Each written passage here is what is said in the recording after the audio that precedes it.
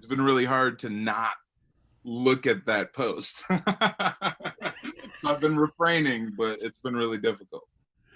It's hard, right? Because you're like, I see so many of them, and I'm like, man, they're so good. Right. I want to just put a bunch of them in a hopper somewhere and go, okay, now I'm just going to choose from the ones we've had because they've all been so fun. Right. Yeah, that'd be great. Or like once live shows start back up, that'd be like a great put them in a hat. Dude, I want to do a tour and then do live with everyone who I've done 10 minutes with. I want to do a tour all around the world. That'd be incredible. That'd be so awesome. So get ready, man, because I'm Yeah, coming. yeah. I'm coming. I'll see you. We've got 29 suggestions. So pick a number 1 to 29. I'll make it easy on you. 5. All right, number 5. 1, 2, 3. Okay, so this comes from Philip, and the suggestion is yes. Yes. Thanks, Philip.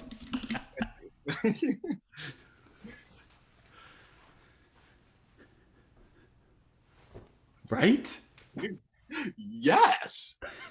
Can you believe it? Who would have thought? Who would have what? Not me.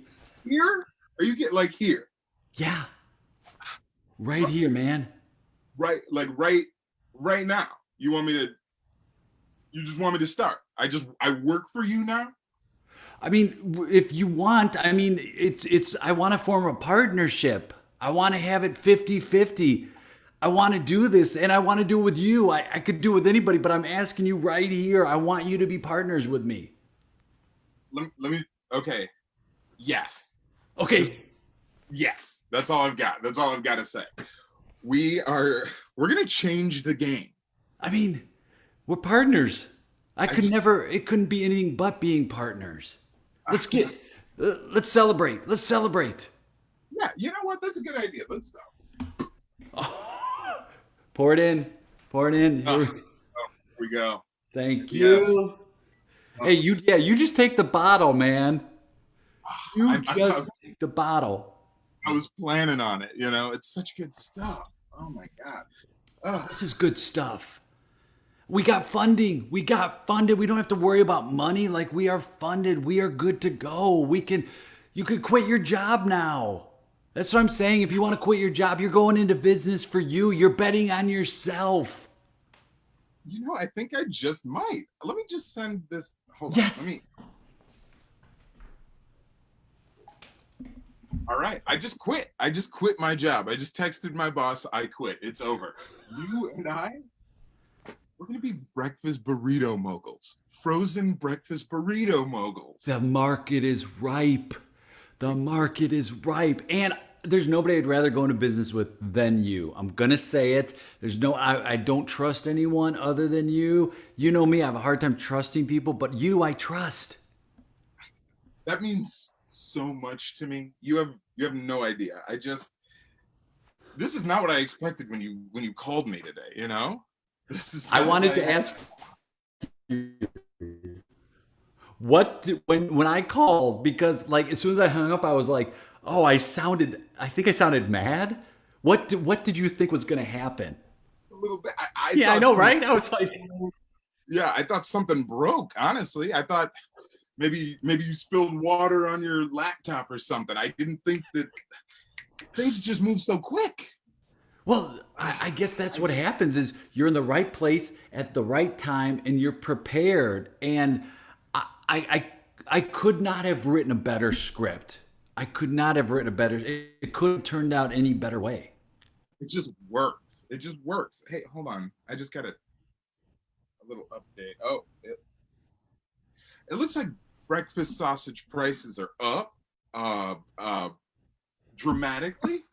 Like 300. That can't be right. It says 300%. That either way, it's still. Let me see. Let me see. Give me your phone. Here. Let me read it.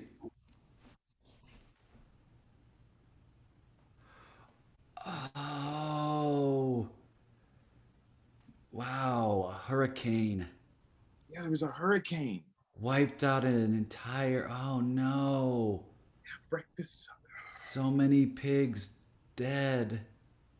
Oh, you think just either way, I think we'll still be fine. We can do turkey sausage or something. That's even healthier. Yeah, see? Yeah, okay, thank you. Thank you. Oh, God. Oh, here's your phone back. I took your phone. I I, appreciate it. uh, I hey, if you want to back out, if you want to resend a message, I will completely understand. I'm moving ahead with this. no, I couldn't do that. Could I? No, I'm Well, not gonna. I'm just saying, I mean, you've got newborn twins, and I would not blame you if you wanted to take that safe route. I just my twins would want me to follow my dreams, you know? They Okay, they all right. they're not affected by breakfast sausage prices. Why should we be? We don't have to be. I mean, it's we're it's a very what the phrase is now. We're living in a VUCA period. Volatility, uncertainty, change, and I think the A is for adaptable. You got to be adaptable. We got to adapt. I think we should just adapt. It's up to you. I think we should move forward with this. I feel like things are going to be. I think things are going to be fine. I have faith. I was hoping you'd say that because you are always positive. No matter what happens, you're always on top of it. And I don't want to. I don't want to do this by myself. Right. And I wouldn't want you to. You know what I mean? I would feel so guilty if you did this by yourself. Okay, good. And I will feel. Oh, I'm gonna feel so bad if this doesn't succeed. But we're talking about a lot of ifs when right now we're talking about like celebrating in the moment right now. Stay right now, right here. I Give me think. some of that champagne. Put some more of that champagne in my glass. Ah, Yeah. good shit. I'm just Hey, telling you. hey, Yeah. to you, To us. to us. You know,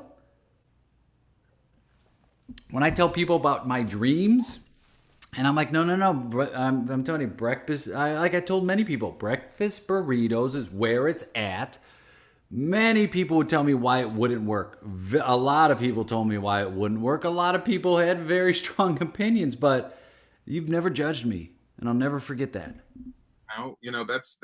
I was hoping that you would notice that. You know what I mean? Because I see there's a lot of negativity out here in the world. There's people who don't believe in anything. And I feel like people are hungry in the morning. They gotta have burritos. It's a no-brainer. They're gonna want frozen, convenient burritos. It's a no-brainer, and that's the thing that people are paying for is they're paying for the convenience of it. Yep. And let's not forget your incredible artwork on the packaging. You're Thank you. incredible.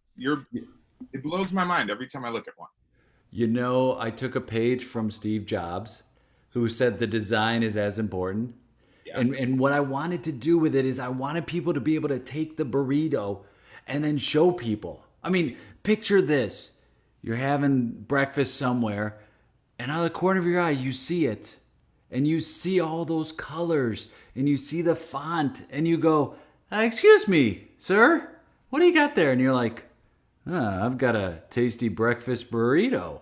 And they go, what's the name of it? It's like, no, that's the name. It's tasty breakfast burrito. And then you hold it and you eat it and then you're sold. But you can't have one. Everything in life is about marketing and packaging. Everything. I honestly feel like people are gonna make the call when they're looking at their finances. They're gonna say, you mentioned Steve Jobs. I think that that's pretty relevant because people, when it comes to the luxury brand, the luxury market, I think people are gonna, do I want AirPods Pro or do I want a case of tasty breakfast burritos? They're gonna weigh the options.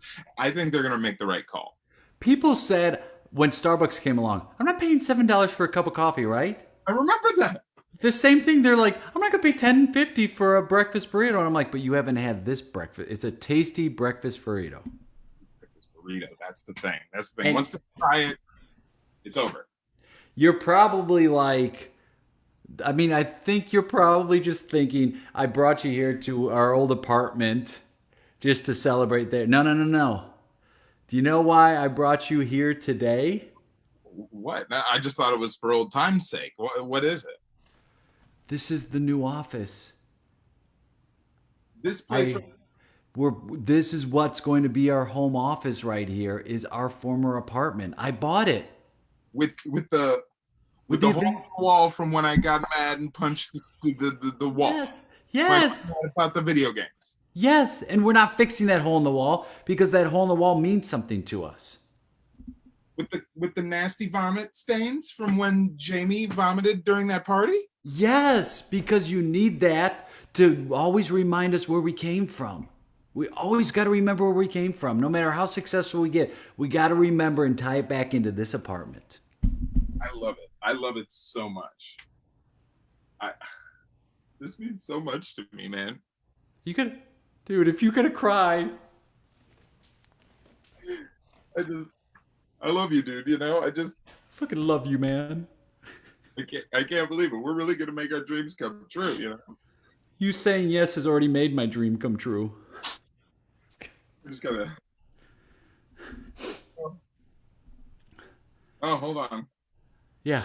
Looks like there's a horrible disease among cows. Looks like cheese prices are up 400%. We don't... Talk me into this. Talk me into this. I don't think cheese is the crux of this burrito, you know? No, when you think burrito, the last thing you think is cheese. A lot of times you're like, wait, is there cheese in there? You're kidding me, there's cheese? And nobody knows there's cheese in a burrito. Cheese? Since when? That's what people will say. As long as the tortillas are priced and we don't have any tortilla disasters, we're gonna be fine. Yeah. I think we'll be fine. I think things are...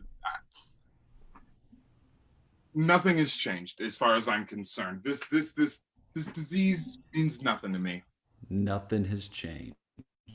I'm still here. I'm still here in this nasty little apartment, and we're gonna do this thing. Yeah. Scene. Yeah. I love it. It's like, uh-oh, man, the sausage prices are going through the roof.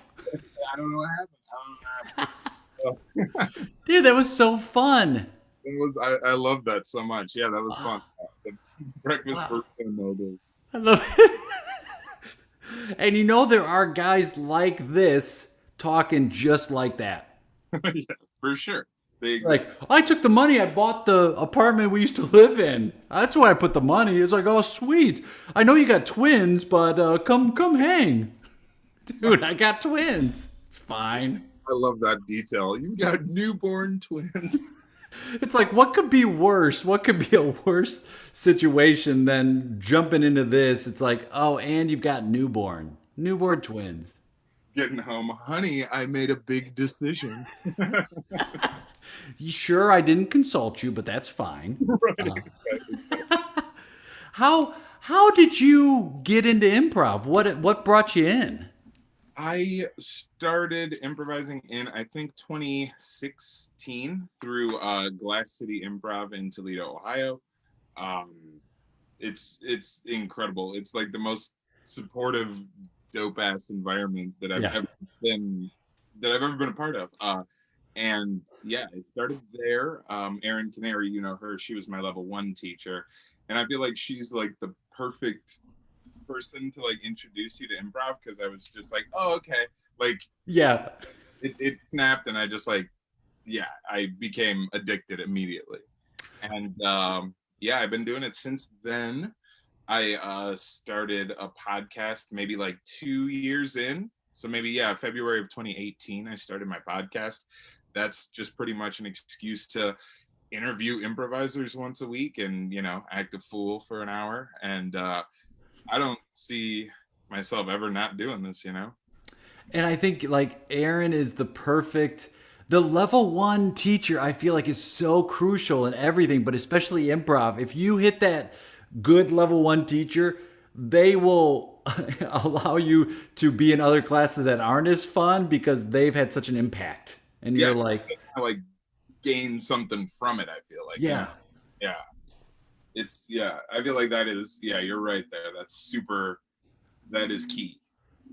What made you like what in have you always found humor to be a part of your life and like to make people laugh and laugh yourself? I mean, honestly, not really. Before I did improv, I wouldn't consider myself I was ever like a class clown or anything. You know, I was more until I did improv. I'd say I was pretty shy. You know, Huh. but I just remember seeing like I think I saw. Of course, I saw like Whose Line when I was a kid, and then going down random YouTube holes as an adult. I remember coming across I don't even remember what it was. It might have been like just a Herald or something, Yeah, yeah. like from YouTube, and that got me being like, all right, I'm gonna look and see. I live in Toledo, which is like 45 minutes from Detroit. I was like, there's probably something in Detroit, and then I googled it, and there happened to be a brand new thing in Toledo, so I got in on that pretty much pretty early, I think. Yeah. So Wow. That's pretty cool. Like it's timing, right? It's like, hey, let me check this out. Let me see if there's something here. right. Oh, in Toledo? Like really? Yeah, I was pretty shocked. And yeah, it's changed a lot about my life because yeah, I love it so much. Did you start off doing like short form and then get into long form, or was it some long form early on? Uh, Glass City Improv does. I'm pretty sure all of level one is short form because I remember our first student showcase. I'm pretty sure it was all short form, and Yeah. then level two they start kind of working in some long form stuff. And yeah, yeah, I hooked immediately. You know. I feel like I still like doing short form. I love some good, Oh, backline games. I love that stuff. oh, dude, I love short form. I love it. It also helps your long form play tremendously. Like, you find the game or you make quicker decisions. And you're just like, all right, let's do it and get to it a lot faster. I feel like. Yeah, for certain. It really helps you like identify things, I almost Yeah. think. Yeah. Um, Tell us about your podcast. It's an improv comedy show. It takes place in a cult town called Alabaster Peaks. And Yes. in this cult town, all the residents are played by comedians and improvisers. And I have them join me once a week to prove to our glorious leader that they're worthy, which they never are. It's really silly. I love it so much. It's really dumb. It's my favorite thing I've ever made. Isn't it great to just be like, just get silly with friends and just play? It's so awesome, and it like kind of there's sort of a bit of a structure there that kind of keeps things. I'm always I've got the questionnaire we need to work through, and yeah, it's a really decent format that kind of lends itself to people just really acting a fool. Oh, the best. And when you get people who have a high bar of feeling embarrassed, those are the best ones. Oh yeah. Oh my God. Some of the earlier episodes got real weird real quick. Yes, my favorite kind. I Yeah. love weird. I fucking love it. I'm like, you want to be a talking donut? I'm on board, man. Yeah, let's be tough. Fucking, let's do it. One of the ones that I think of, there was one where my level two improv teacher, Diana D. Pasquale, she played a sentient virus in a petri dish who Yes. who wanted to destroy humanity, but she was just real chill, you know. And another friend of mine named Scott, he played a like a science experiment chimp who escaped the lab. Yeah, it was very yeah, yeah. It's so that kind of gives you an idea of the characters that'll appear on Alabaster Peaks. And what's great is because you've set the world up as you have, those of course are going to show up. Like nothing becomes weird because that's the world you've set up. Yeah, everything's weird, so nothing is. Yeah, yeah. I think that's one of my favorite sayings in improv is, yeah, if you make everything weird or if you're on stage, you're all weird, then no one is, and there's power in that. Yeah, for real. It really expands your possibilities quite a bit. I think a lot of improvisers aren't the class clown, but we're like we either like we'll internally think of the things that but we won't say them, Yeah. or we'll kind of like whisper it to them. But I don't think a lot of improvisers are class clowns because we don't necessarily want that glory or that pressure. So Yeah. we'll like well we're a little bit lazier. We'll think about it. We might whisper it, but I don't think we. I think there are a lot of improvisers like you and me who are just like we never really wanted to like at that time of our lives stand out or draw attention to ourselves. We were more shy and reserved. Yeah, for sure. There was never much blurting out, you know. Yes. Yeah. I didn't say it. Nope, not me. Not me. How How can did people? how Wait, did no. What were you gonna say? I was gonna say, how did you happen to get into improv? Yeah, my parents gave me a Christmas present to Second City classes, and I was I'm from Chicago. I was going to school in the central part of Illinois, and I was driving up then. I think it was like 3 hours to take an improv class on the weekends. Hell yeah, that's so dope. That was so cool of them. Oh, Did you like express that previously? Like, I'd like to do this thing, or did they just, you know what he'd probably like? I don't think I did. I don't think I was like because I didn't really know improv. I don't heard they might have heard like an interview or about Second City or something, or maybe I watched something with my dad about Second City. I don't quite remember, but I think they thought, well, try it, and I went okay, and I the first class I took was just like it was playing, and I loved playing, and I was like, this is wow, look how much fun this is. And then I got to the group that I took classes with, we became real tight. And so that was as we progressed, it was more about I got to see those friends each week as much as it was learning forms or whatever. It was more like, oh, we're all doing this thing together. That's really cool. So that is what kind of started me in on improv. But it was definitely not like I never wanted to be on SNL. I never wanted to be like, on TV or the movies. That didn't drive me, but making my friends laugh early on. I love making my friends laugh. So this gave me a chance to do that. It's truly like what it's all about. That's the best part. That's the If I best. can make them laugh, if I can make my friends on stage break, that's it. Hmm. Okay. I want to make them laugh, and I want to make the person running lights laugh. I want to make those are the people I want to make laugh. Exactly. Yeah, that's the true reward. Right? If the tech person laughs or the bartender, you've done something good because they see a bunch of shows. So if they laugh, then I'm like, I hit it. So I really enjoy that part of it. Yeah, for sure. For sure. Where can people, if they want to check out, like, are you doing shows online now, or if they want to follow you or see what you're doing, what's the best way? Honestly, this is one of the first things I've done virtually since COVID in terms of improv. I've done a couple of like short form, little meetups or whatever. Yeah. But this is mainly the first deal. I am on Twitter and Instagram at Alabaster Peaks. And for the podcast itself, if you're interested in listening, you can search Alabaster Peaks on your preferred podcast app or go to alabasterpeaks.com. There are links to all of the apps there. Well, I can't wait to listen to all of them. I'm really excited. I love how you described it. So that's right up my alley. And it was a fucking ball playing with you, man. And I can't wait to do it if it's in person or virtually again. Oh, yeah, let's do that. I super appreciate it. Thank you for having me. Yeah, I'll talk to you soon, my friend. Thank you.